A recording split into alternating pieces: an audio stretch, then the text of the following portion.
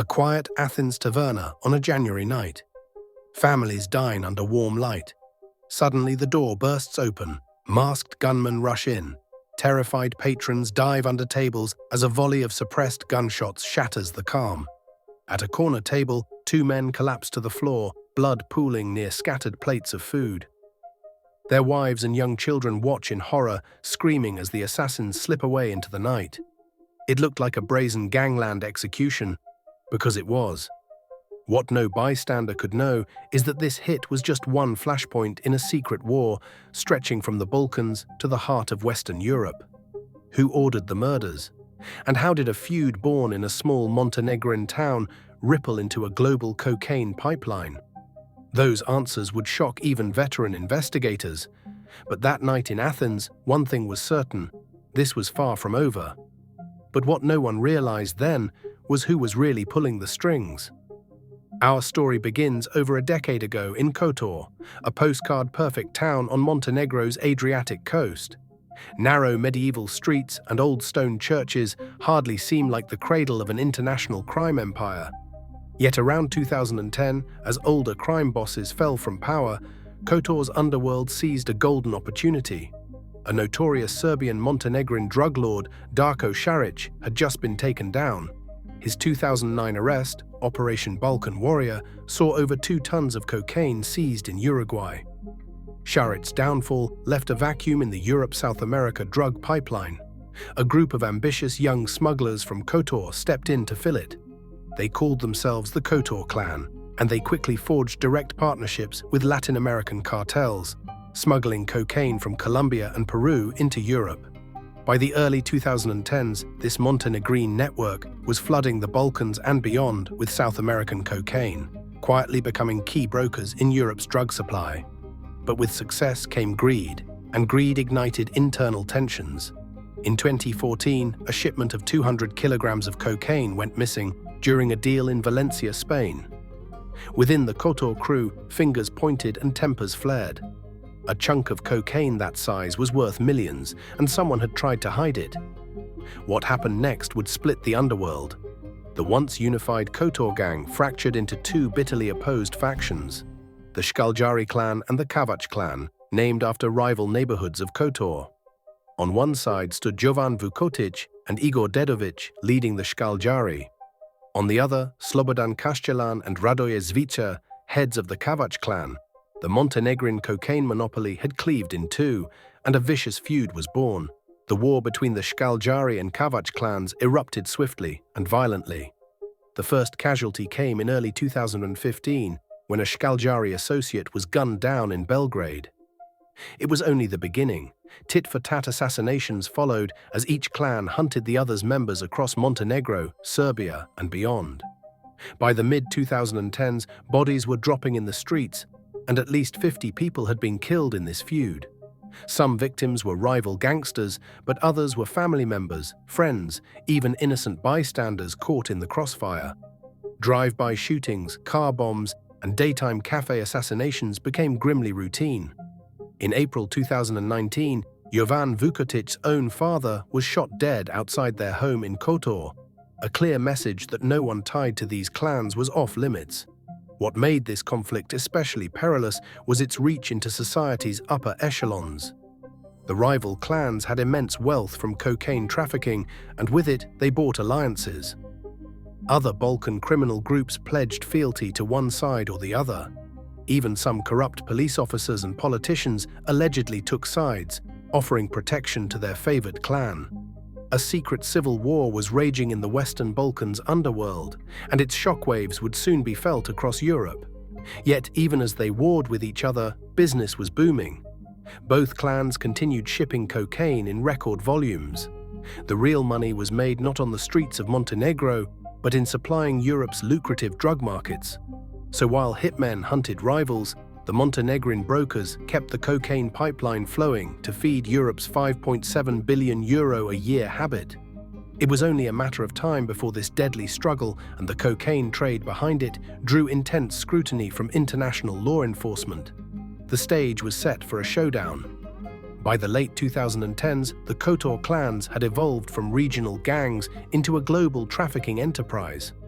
The Western Balkan traffickers, Montenegrins, Serbs, and their allies became masters of logistics, moving cocaine across oceans and borders with astonishing efficiency.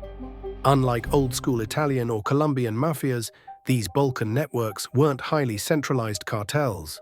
They operated in flexible cells, using trusted contacts in port cities and Balkan diaspora communities worldwide to coordinate shipments.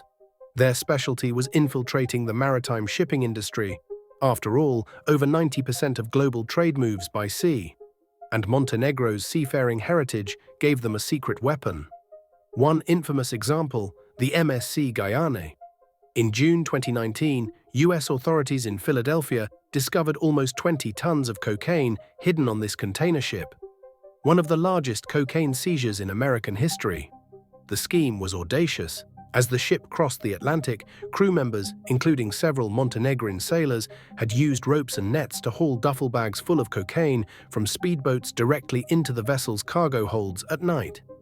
They then resealed the containers with fake seals to escape detection. It was an inside job on the high seas, pulled off by crewmen recruited by Balkan traffickers. 8 crew members, 5 Montenegrins, 1 Serb among them, were later convicted for that massive smuggling operation. The chief logistician behind the Guyane shipment, prosecutors say it was a Montenegrin ex-boxer turned drug trafficker who is now in custody awaiting trial in New York. And that was just one shipment. Across South America and West Africa, a web of Montenegrin operatives orchestrated countless loads of cocaine bound for Europe.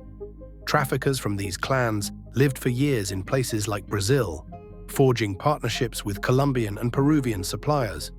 They dispatched fishing boats laden with cocaine from Venezuela, Suriname, and Brazil, sailing toward West Africa or Europe with tons of product hidden on board. Western African ports and islands became waypoints where drugs were stashed or transferred to yachts and sailing vessels headed north. In one case, authorities believe the Kavač clan was coordinating a fleet of fishing boats, moving 1.2 tons of cocaine every 2 weeks from South America to West Africa, an almost industrial-scale supply line. From there, much of the cocaine flowed into Europe's biggest ports: Rotterdam, Antwerp, Hamburg, hidden among legitimate cargo. By the time it reached the streets of Paris, London, or Berlin, its origins were virtually untraceable. When we talk about large-scale shipments to supply the European continent, the only group that's hegemonic is the Balkans, said one Brazilian federal police detective, astonished at the reach of these traffickers. Yet even as the Balkan mobsters solidified their role as Europe's cocaine shipping giants, they were spending just as much effort trying to annihilate each other. The Montenegrin clan war raged in parallel with the cocaine boom, a secret war that spilled blood from the Adriatic to the Aegean. The clans showed a chilling determination to wipe out their rivals, no matter where in the world they hid. They hired professional hitmen, some former soldiers, even foreign mercenaries, to carry out high-profile assassinations of enemy bosses. For less prominent targets, they recruited local thugs and hungry young gangsters willing to kill for a quick payout. This mix of highly trained killers and amateur gunmen ensured a steady tempo of violence. Some hits were sophisticated and surgical, others brazen and messy, endangering innocents. We already witnessed one such attack in the opening scene, the Athens restaurant ambush of January 2020. One of the victims, Igor Dedovic, was a top Škaljari leader. The other, Stevan Stamatovic, was another senior clan member. They had believed themselves relatively safe that evening, dining with their wives and children in a foreign city. But the Kavač hit squad had no qualms about executing them in front of their families. The hit was meticulously planned and swift. It stunned Greek authorities and sent a clear signal to the Škaljari. Nowhere is safe, but it wouldn't be the last time their paths crossed in Greece. Just 6 months later, in July 2020, 2 Škaljari-affiliated men, Alan Kotor and Damir Hadžić, were found riddled with bullets outside a rented villa on the island of Corfu. They too had been hiding abroad, only to be hunted down. Investigators later found that the Corfu double murder was arranged via encrypted phone messages by Kavač members and carried out by assassins on Zvice's orders. The Balkan cocaine war had truly gone international. The Kavač clan was not immune from retaliation. In May 2020, it was Radoje Zvicer, the Kavač boss, who nearly met his end in a foreign land. While Zvicer was jogging near his apartment in Kiev, Ukraine, a hit team sent by his enemies opened fire, striking him multiple times in the chest. Zvicer collapsed on the pavement as the gunman fled. It seemed the Kavač leader's luck had run out, but incredibly, he survived. According to some reports, Zvicer's wife, who was armed, returned fire at the attackers, forcing them to retreat. A dramatic twist fit for a thriller. Wounded but alive, Zvicer cheated death and soon recovered. The foiled Kiev assassination only hardened his resolve. If anything, the violence escalated further. Clan bosses on both sides now believed only the death of their counterpart would end the war.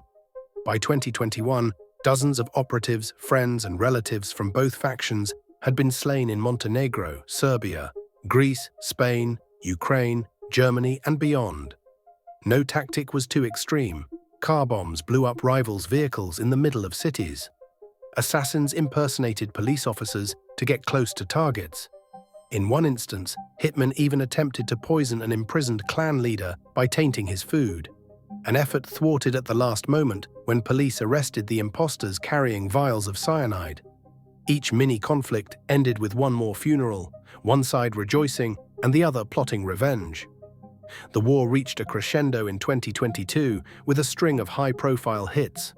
The Škaljari clan, already decimated, lost its figurehead. In September 2022, Jovan Vukotic, the very man who had once led the Škaljari faction, was assassinated in Istanbul, Turkey. Vukotic was driving through the city with his wife and young daughter when a gunman on a motorcycle sped up alongside his car and opened fire, killing him instantly. The murder bore all the hallmarks of a professional contract killing. After years on the run, hiding under false identities, Vukotic had finally been caught. With his death, the Škaljari clan was effectively beheaded. Both of its original bosses, Dedovic and Vukotic, were now dead. Kavač loyalists quietly celebrated. They had eliminated their arch-rival's leadership. In their eyes, the war was won. But the story was not over. Even as one chapter of this bloody saga closed, another was about to unfold, one that would expose the full extent of the clan's power and their vulnerabilities. The Kotor clan's reign of terror and profit was about to face its biggest threat yet. A combined onslaught from international law enforcement. For years, the Kavač and Škaljari clans operated like ghosts, visible only in the trail of violence and drugs they left behind. Police on multiple continents were chasing shadows, struggling to piece together the structure of these groups. But by 2020, their luck began to run out. A series of law enforcement breakthroughs started to turn the tide against the Balkan cocaine bosses. One game changer was the infiltration of encrypted phone networks used by organized crime. In mid-2020, European agencies hacked into EncroChat, an encrypted messaging service, and later a similar platform called Sky ECC, both heavily used by drug traffickers. Suddenly, investigators were reading criminals' secret conversations in real time. For the first time, police could peer inside the command and control of the Kotor clans. What they found was startling. The chats revealed not only drug deals, but details of planned hits, corrupt officials on payroll, and fugitives' hideouts in the encrypted group chats of Kavač clan members. Montenegrin investigators saw cold-blooded efficiency and occasionally chilling glee. One example stood out: an officer named Petar Lazovic. To the public, Lazovic was a young agent in Montenegro's anti-drug directorate, sworn to take down traffickers. But encrypted messages exposed him as a mole on the inside, an active law officer secretly doing the bidding of the Kavač clan. Lazovic had been feeding information to mobsters and sabotaging investigations. In January 2020, just after the Athens double murder of Škaljari bosses, Lazovic boasted in chat about the kill count. He joked with a fellow corrupt officer that if a few more Škaljari rivals were eliminated, it would be 6-0, essentially keeping score of murders like a football game. He even offered to pass messages to the committee, their codename for Radoje Zvicer, head of the Kavač clan, saying he was at Zvicer's disposal if the boss's family needed anything after the Athens hit. These revelations were jaw-dropping, a sworn policeman cheering on Mafia killings and calling a drug lord boss. It illustrated just how deep the corruption ran. But now, finally, the facade was cracking. In July 2022, Montenegro moved decisively. Acting on the trove of evidence supplied by Europol, authorities arrested Petar Lazovic at his home. He was charged with membership in a criminal organization and abuse of office, accused of subordinating the police service to the Kavač clan's interests. His arrest sent shockwaves through Montenegrin law enforcement, and he was just the first domino to fall. Within months, Montenegro's new special state prosecutor reopened old cases that had been mysteriously shelved. Investigators went after Lazovic's superiors and allies. By the end of 2022, a former high-ranking special prosecutor was arrested for allegedly protecting Kavač members. In April 2024, Lazovic's own father, Zoran Lazovic, a prominent ex-police official, was arrested on charges of helping cover for the clan. The message was clear: the impunity was over. The hidden infrastructure of influence that Kavač enjoyed was being ripped out, root and stem. Meanwhile, beyond Montenegro, police forces across Europe were coordinating to hit the clan's operational cells and finances.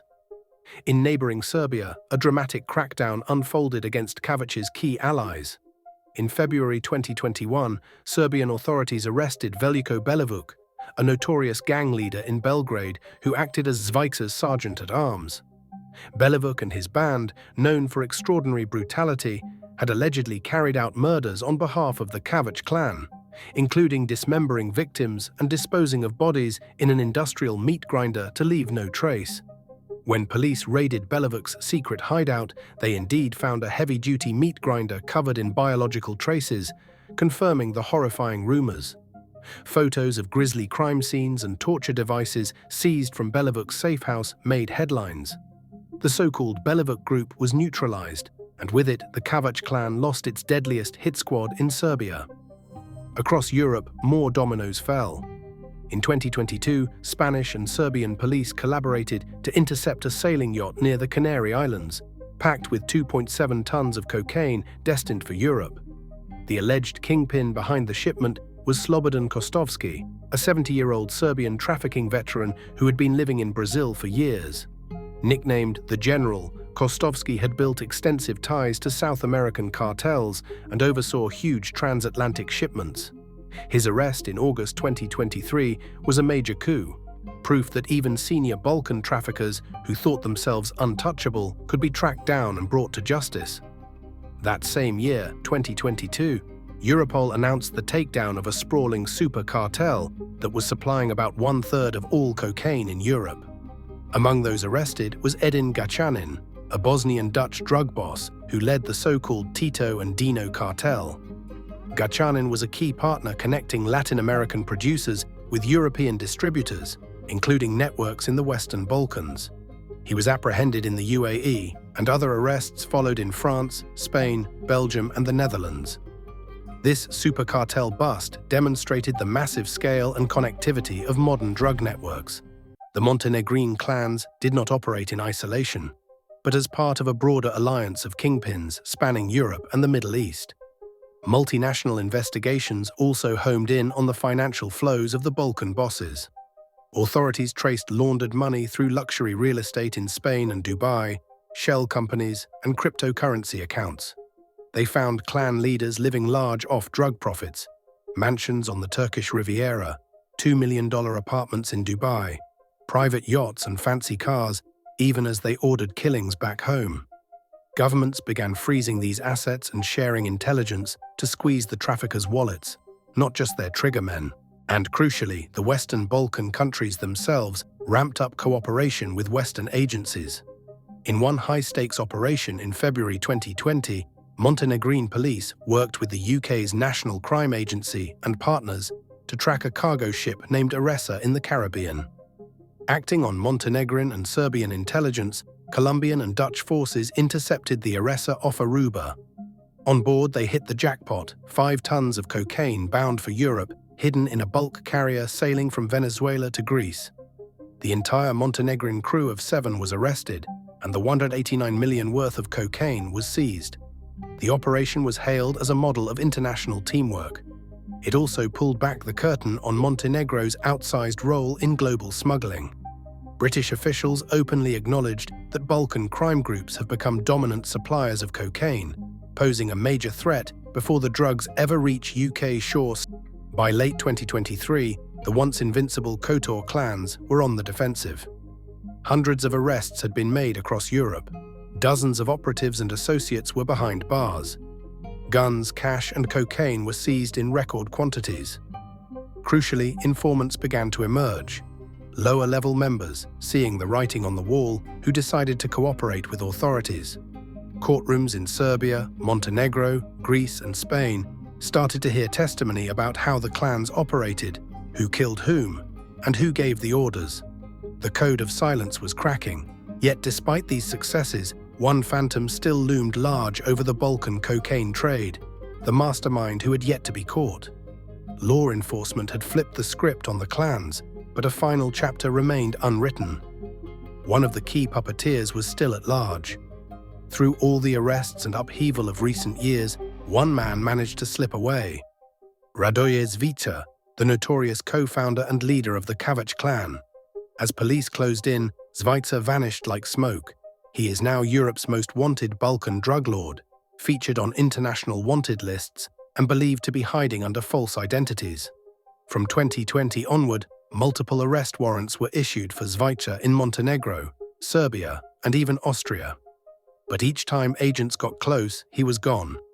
In one instance, just hours before a planned raid on a safe house, Zvita disappeared, tipped off by corrupt insiders or a lucky change of routine.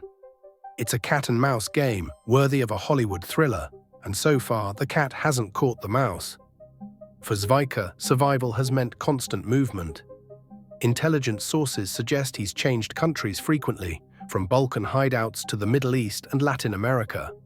There are unconfirmed sightings, a guarded villa in rural Panama, a luxury apartment in Moscow, whispers of plastic surgery to alter his appearance. All the while, investigators believe he continues to coordinate cocaine shipments and manage what's left of the Kavač network from the shadows. It's a testament to the infrastructure these clans built. Even decapitated, they maintain momentum like a headless snake still coiling. As of April 2025, Zvita remains a fugitive, likely protected by a mix of loyal henchmen and whatever alliances or bribes he can muster. However, his world has shrunk. The empire he once ran with impunity is now largely dismantled. His longtime partner, Slobodan Kašelan, was arrested and faces trial in Montenegro. Dozens of his best hitmen and smugglers are imprisoned or dead. His assets are seized or frozen. Most crucially, his protectors in police and politics have been exposed and taken down. The safety net that allowed Zvita to evade the law for so long has frayed badly. It's only a matter of time before the noose tightens. As one detective put it recently, he can run, but he's running out of places to hide. The fall of the Kotor clans has sent shockwaves through organized crime circles. For nearly a decade, these Montenegrin and Serbian brokers sat at the apex of Europe's cocaine trade, brokering deals between South American cartels and European distributors with ruthless efficiency. They proved that a crew from a tiny Balkan country could become kingpins on a global stage, outsmarting and out-earning more famous Mafia groups. They showed a willingness to employ unlimited violence to protect their business, devastating their own communities in the process. At least 50 people lost their lives in the Kotor clan feud, and many more were tortured, maimed, or terrified into silence.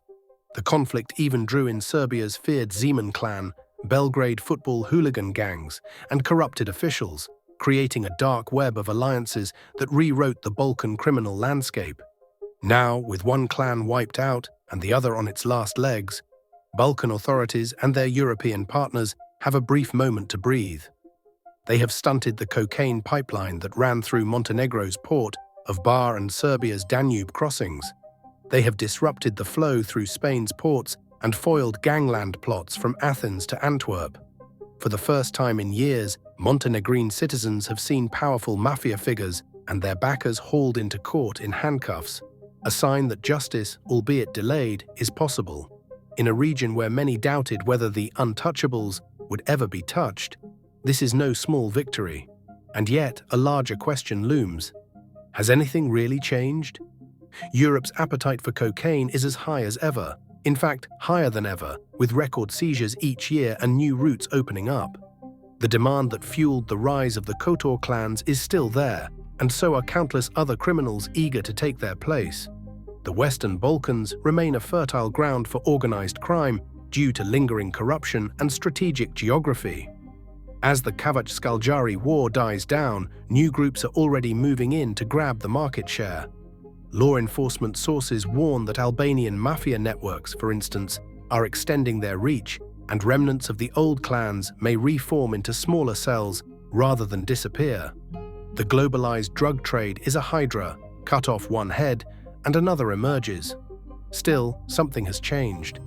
The myth of invincibility around the Balkan cocaine brokers has been shattered. Their story is now widely known, told in courtrooms, detailed in media exposés, and studied by police agencies worldwide. The Western Balkans' organized crime spectrum is no longer under the radar, it's in the spotlight. Even the British government has acknowledged the threat, funding programs to counter Western Balkan crime groups before their drugs and violence can reach the UK. In the end, the saga of the Kotor clans is a cautionary tale of power and hubris. Two childhood friends turned enemies from a picturesque coastal town managed to flood Europe with cocaine, enrich themselves beyond imagination, and unleash a wave of carnage, only to eventually see it all collapse under its own weight, and the weight of concerted policing. It took an international effort to bring them down, from Europol task forces and American DEA agents to local Balkan detectives who refused to be bought. Many pieces of the puzzle had to fall into place, including the betrayal by one clan's insiders and the sheer brutality that made authorities realize they had to act. As our story closes, picture once more that idyllic Kotor Bay at dusk, the sun setting over tranquil waters that hide untold secrets on the seafloor. The town is quieter now, the murders have subsided, but the shadow of the cocaine trade still lingers over the Adriatic. Radoje Zvica, the last of the old Kotor kingpins, is out there somewhere, looking over his shoulder. Will he be the next to fall? Or will he manage to reinvent himself and his business yet again in a world that's grown wise to his tricks? One thing is certain, as long as there's money to be made, the underworld will keep adapting. The Western Balkans' role in the cocaine trade was once a hidden story. Now it's an open book. The final chapter for the Kotor clans is being written in real time, with each arrest and each seizure.